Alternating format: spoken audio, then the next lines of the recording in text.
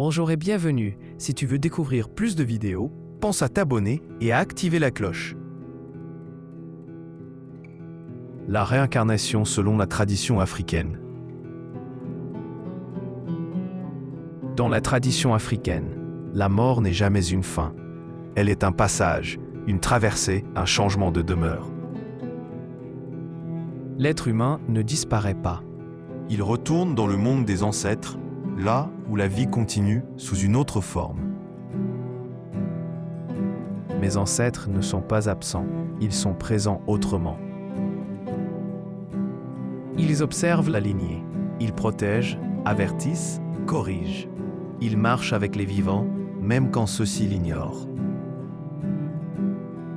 Comprendre la réincarnation africaine.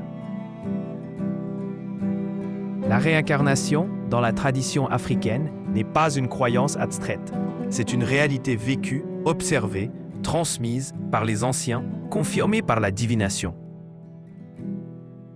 Mais attention, ce n'est pas une réincarnation automatique. On ne revient pas parce qu'on est mort. On revient parce qu'il y a une raison sacrée. La réincarnation est un choix de la lignée, validé par le monde invisible. Elle s'inscrit dans une continuité, la continuité du clan, du sang, de la mission.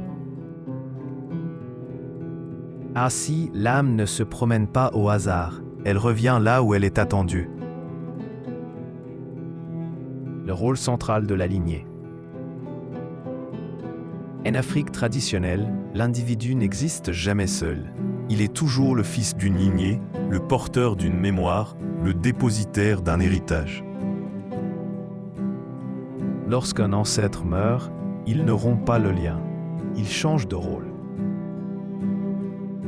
S'il a vécu honorablement, s'il a été correctement accompagné par les rites, il devient un ancêtre vivant dans l'invisible.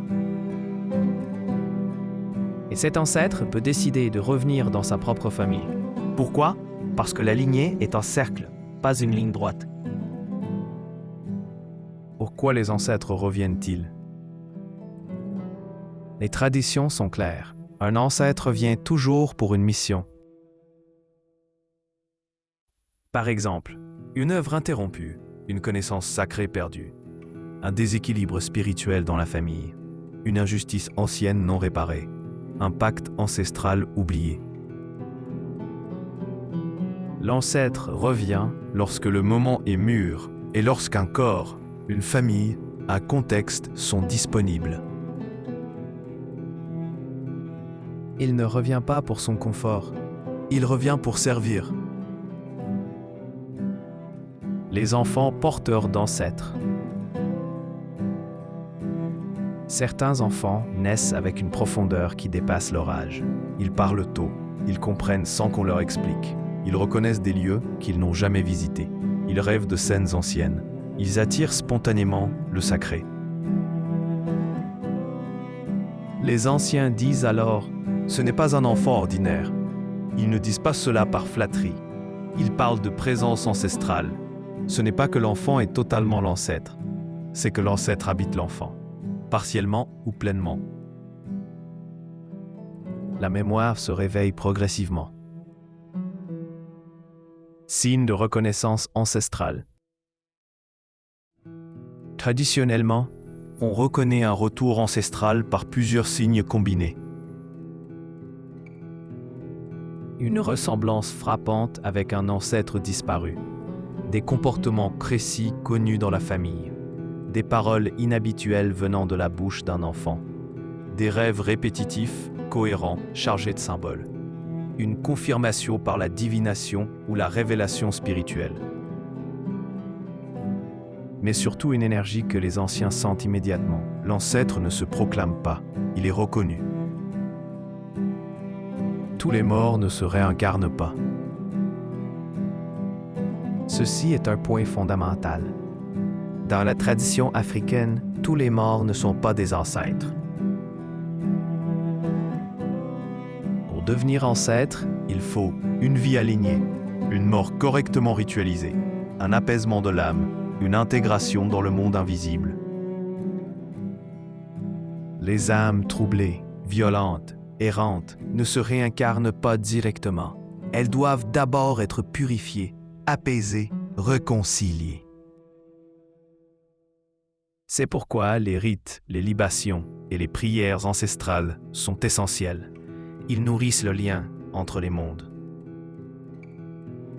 La responsabilité d'un ancêtre revenu. Revenir n'est pas une récompense facile. L'ancêtre revenu porte les mémoires lourdes de la lignée, les dettes non réglées, les douleurs non guéries, les blocages transgénérationnels. C'est pour cela que beaucoup de ces enfants vivent des épreuves précoces, une sensation de décalage, une quête intérieure intense, une solitude profonde.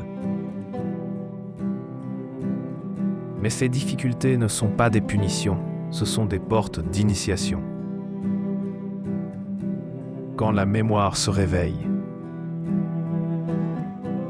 La mémoire ancestrale ne se réveille pas d'un coup, elle se révèle par étapes, par les rêves, par les crises existentielles, par l'appel du sacré, par la rencontre avec un maître ou une tradition.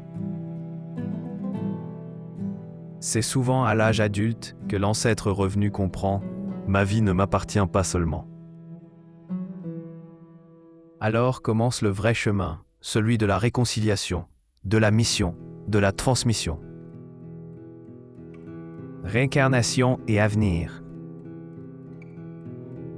L'ancêtre ne revient jamais pour répéter le passé. Il revient pour corriger, éclairer, ouvrir un nouveau cycle. Il ne s'agit pas de nostalgie, mais de responsabilité envers les générations futures. C'est pourquoi la tradition dit « Quand un ancêtre revient, ce n'est pas pour vivre encore, mais pour réparer ce qui doit l'être. » Souviens-toi de ceci, tu n'es jamais seul, tu marches avec une lignée entière derrière toi, et parfois ce que tu appelles ta vie est en réalité une mission ancienne qui continue. Honore les ancêtres, écoute les signes, marche avec humilité. Car quand les ancêtres reviennent, ce n'est jamais par hasard. Merci d'avoir regardé cette vidéo. Si elle t'a plu, mets un like, abonne-toi et partage-la.